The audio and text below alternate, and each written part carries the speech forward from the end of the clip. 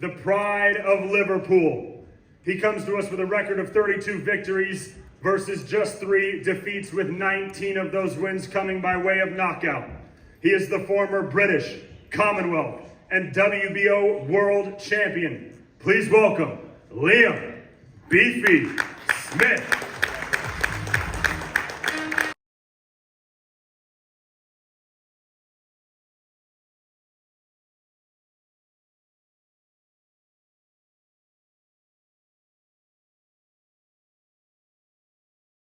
Now the gentleman who will be in the opposing corner of Mr. Smith this Saturday.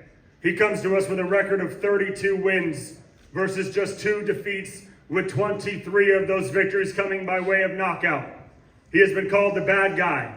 He has been called next gen, and he has been called the former British, IBO, and WBA World Champion.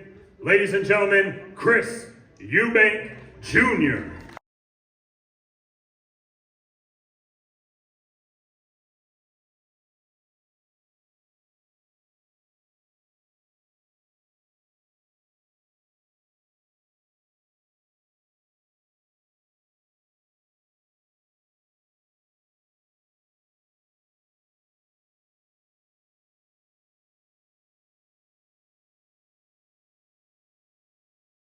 Andy Scott, the floor is yours. Thank you, Big Mo. Hello and a warm welcome to Exchange Hall here in Manchester Central. On Saturday night, 2 of Britain's premier fighters will meet in a matchup widely accepted in the trade as a Fight of the Year contender. Styles make fights, and these 2 styles make for a potential barn burner. 2 proud fighters, neither prepared to give an inch, a fight that we didn't know that we needed. We've had 8 weeks of sparring recollections, percentages, promises, stakes and seasoning, billboards, rematch clauses, fast food jackets, and no shortage of face-offs. But after today, the talking stops. So what does it all come down to? Who is the more skilled? Who has the bigger heart and will to win? Who wants it more? Who needs it more? Or simply, who is just better? In one corner, the man who's been there, seen it, and done it. Liam Smith hasn't just got the t-shirt, he's got a wardrobe full. The former world champion and part of the famous Fighting Smith family knows what it takes to be king of the world, and is on the hunt for a 2nd world title. In the opposite, he really needs little introduction. The son of a legend, but now a man very much writing his own career story. He's the ultimate showman, and he is pure box office entertainment. In his own words, the bad guy is back. Ladies and gentlemen, Chris Eubank Jr. Associated teams, thank you. We'll come to you shortly, but we will go straight to the fighters. Chris, I'll come to you first. The floor is yours ultimately. What do you want to say today? What's your message? What's my message? I don't have anything specific to say at this point in time, but I'm happy to be here. I'm on weight. I actually weighed in lighter than Liam yesterday, so I guess that argument about weights and stuff like that is irrelevant now. You know, Liam's the bigger man, so yeah, I'm comfortable, I'm happy, glad to be back in Manchester. I've fought here many times, and I've always had an awesome time here, so yeah, can't wait to get in there and do the job. It's Thursday of fight week. What percentage are we at the moment? Listen, I'm cutting weight right now, so you know, I'm on a good solid 40, 45, 44% right now. But I'll be 50% on the night, absolutely. You know, a strong 50%, and that'll be more than enough to take care of the man to my left. Liam Smith, I mean, ultimately we can respond straight away. Will it be enough to beat you? Do you think it'll be enough, man?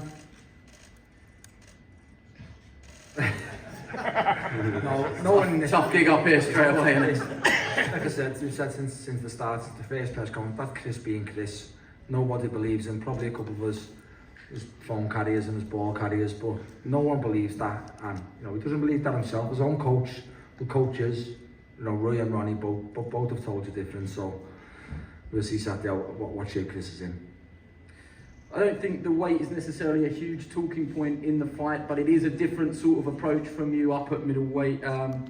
As the fight week has come closer, and now we're here on Thursday. Has your mentality or prediction changed at all? Do you believe at middleweight you do have the strength and power to knock him out? Well, I 100% at the threat took the fight at 160. We didn't have to. There was no weeks and weeks and weeks of 158, 159, 157 even. But again, the only people who this will be a surprise to or a shock to are the people who think I can't box at 160. If, like I said beforehand, if this fight is at 154, there's only one winner. I don't want to get in the habit of asking questions that I already know the answer to, but has he got under your skin or in your head at all? You're joking, aren't you? 4 better fighters than Chris. How could he get under my skin? Like saying 50% and turning up in KFC jackets because I replied to him. People think he got under my skin. Like, I can't get under my skin. I think I'm going to lose. You don't slide into another man's DMs if you're not. Chris, you made a cunt of yourself, mate. You put a picture up and your video is in my DMs first. I replied to you. I tagged you in a pic. And it come through as a DM. Which were well. It come through as a DM, public, did it not? I was gonna. You made a cunt of yourself. You put it on social media and got slaughtered for it. Yeah, no, well, listen. You slid into my DMs. You sent me a direct message. Yours come into mine first and replied to it. I'm used and to you seeing still girls in my DMs. I'm not used to seeing guys. Listen, you're going on about girls, mate. Has anybody in this room ever seen you with a girl? Have you got something to tell us, really? Because you're 33. You said on the programme, when you have kids, I know this is just for no laughs or nothing. Do you want to tell us something? You're putting pictures up in Neymar in limousines. Do you want to tell us something? Because nobody in this room has ever seen you with a woman. Listen, my private life is my private life. That's irrelevant to the boxing. Listen, I'm happy. I'm comfortable. If you're happy in it, just tell us. It's not a dig. What would you like to know? Have you got something to tell us? You want to tell us? You're 33, you're going on about you having kids. You've got to have a woman to have a kid, mate. Like, if you want to tell us something nobody's ever seen you. You Got a personal question to ask me directly, then you can slide in my DMs or you can do it right now. But I'm not that type of way, mate. I like women. You like women, huh? Yes. Wow. Let's look at this a slightly different way, and let's just turn it back to what we were focusing on there, which is the boxing. Let's not. Who told Big Mo he's been WBA world champion? Did that come from Carla? Did you tell him to say that? Who gave Big Mo the introduction that he'd been IBO and WBA world champion? I didn't slide that into his DMs, no, that wasn't me. No, you like women too, Carla. Is there an argument, which I'm sure that you're going to put to the table here, Liam, that you feel that you're winning any war of words and mental battle here? I don't need to win them. That's what I'm saying. From the day this fight got made, what's black, what's white. I don't need to win at tables now. Like I said, I'm not going to kid you. He didn't think he's rattled by it. Like, do you think he's under my skin? Like I'm losing sleep at night, or like I'm training different, or? And do you think I believe that bollocks to 50%? No. Like, what? He's going to be 50%. Okay, I'll turn him 70 and I'll beat him. No, I know he's not stupid. He's a clever man. He's not daft. So I've trained the way I always train, and that's why I'm still here in these type of fights 15 years ago. Would you counter that you feel that you've got the result that you desired there, Chris? I used to think Tony Bellew was the biggest arsehole to come out of Liverpool, but I think at this stage, Liam has definitely taken that #1 spot. It's impressive.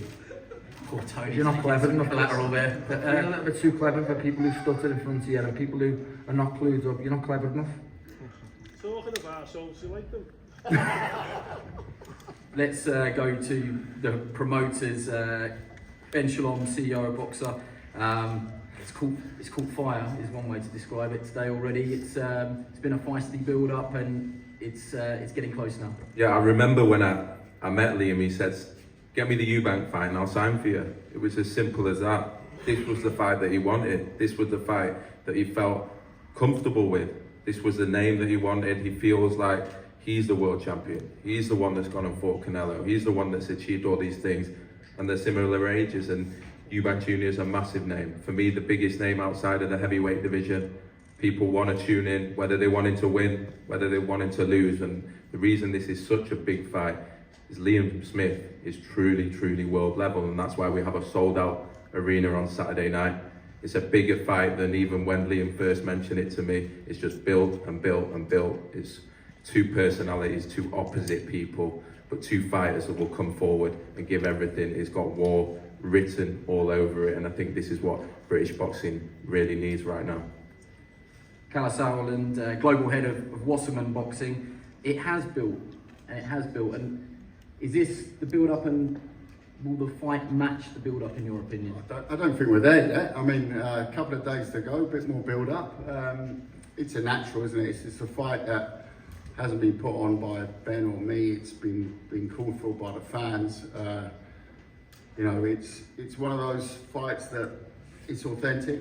There's no BS up here. There's a dislike. I think there would be a dislike between Liam and Chris if they worked together in the same office, the same, you know, workspace.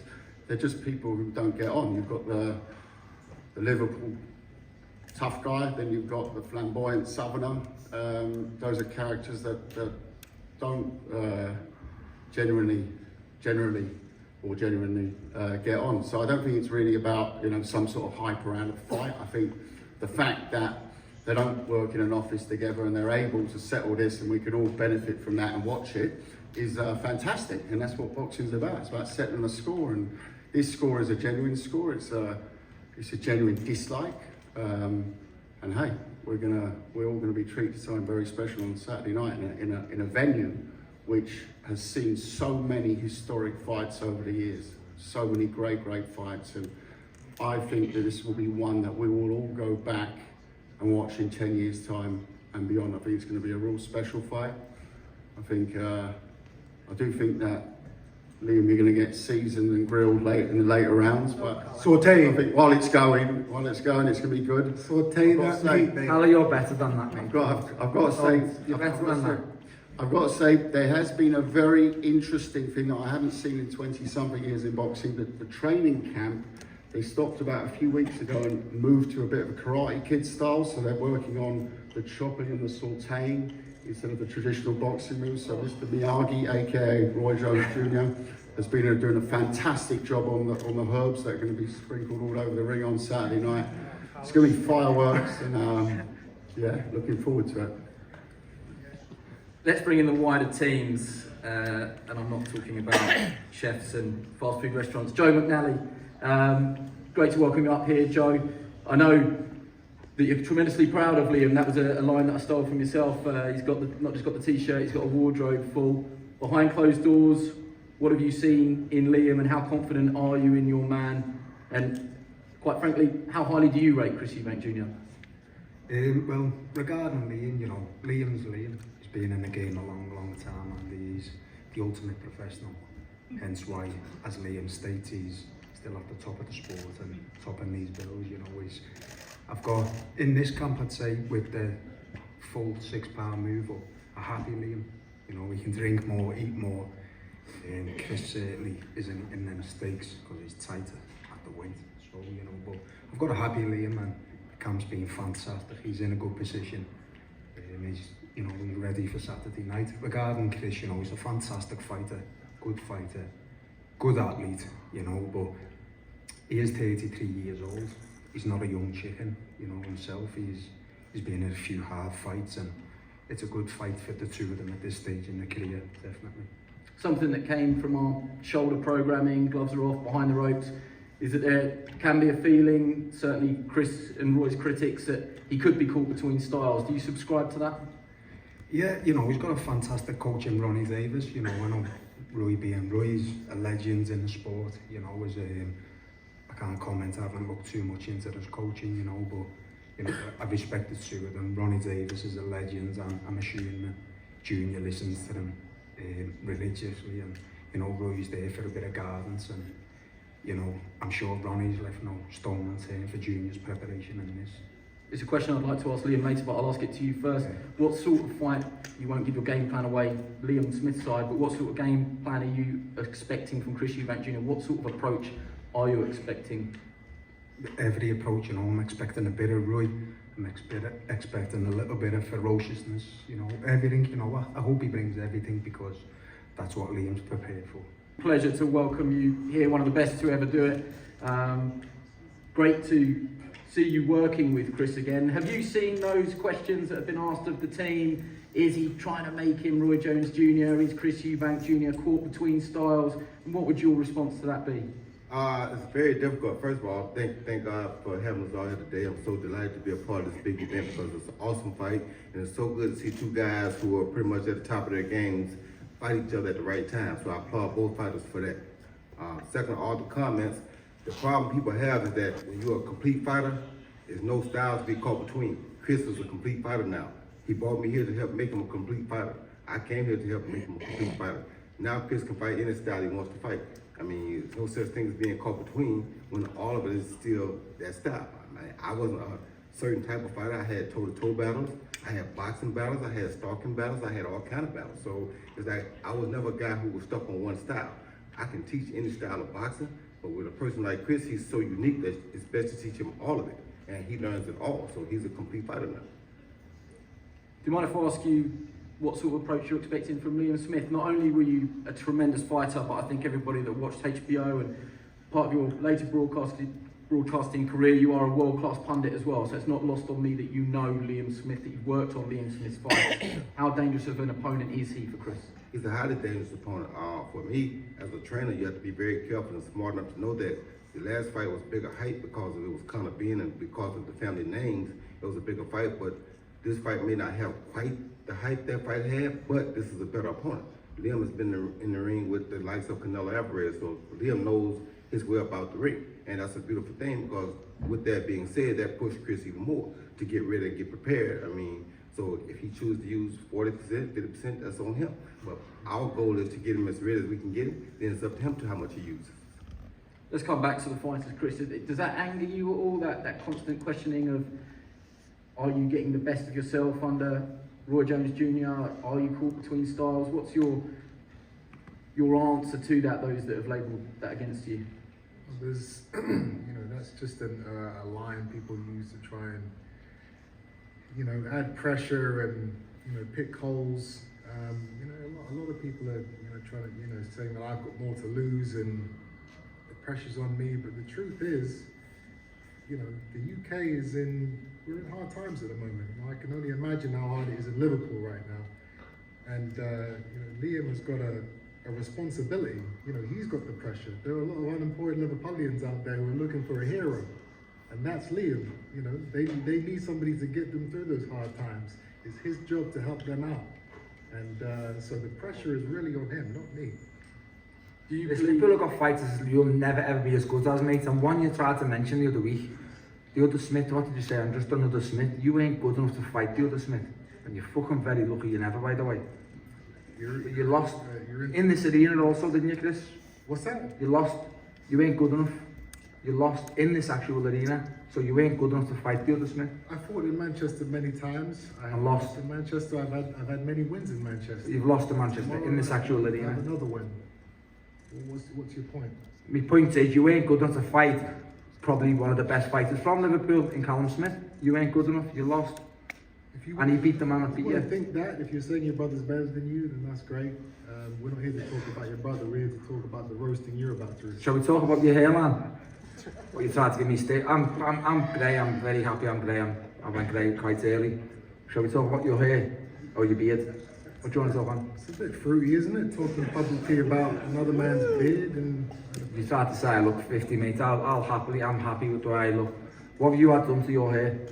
I don't know. Come on, just tell them. Asking me if I'm gay, you're asking me about my beard and my hair, it's because we're sitting here talking. I have a great barber, I mean, I can introduce you to him if you want. Your barber tattooed your hair. I don't know if your barber tattooed your hair. If you want to get personal with it, if you want to get dark and personal with it, talking about being gay and do I like girls, I've been told by multiple sources that you cheat on your wife on the occasion, so glass houses. You've got a tattoo there, man. Let's just relax. I'd rather be gay than a cheat. How about that? You haven't got a missus to cheat on? Exactly. One thing I would say, guys, is there's a line and there's below that line. No, there's no lines anymore. we're talking about, you know, let's just try and we're here now, let's do it. You're yeah, a floor, but mate, maybe and everybody just just see it. You're a hit floor. reverse and come out of this and go back to the fight. Even with the titles, what was it, the IBO and Let's WBA, just- you're a The fraud. lines mate. have been thrown out. Hey, now. What- Chris, whatever Chris, we let's just take a sec here, guys. Let's can do it. let's just, you know, to quote you guys, have some parliamentary procedure here. Let's just sum this up now. Chris, just to go back to that question, if you fight him or you box him, ultimately, does it matter to you? Do you believe that you win either way? After what's happened today, do you want to make this a statement and win this fight by knockout? I've always wanted to win this fight by knockout. The fact that, you know, Liam is being a child up here is, you know, yeah, okay, it gives me a little bit of extra incentive to go out there and embarrass him, but the goal is always to go out there and stop my opponent.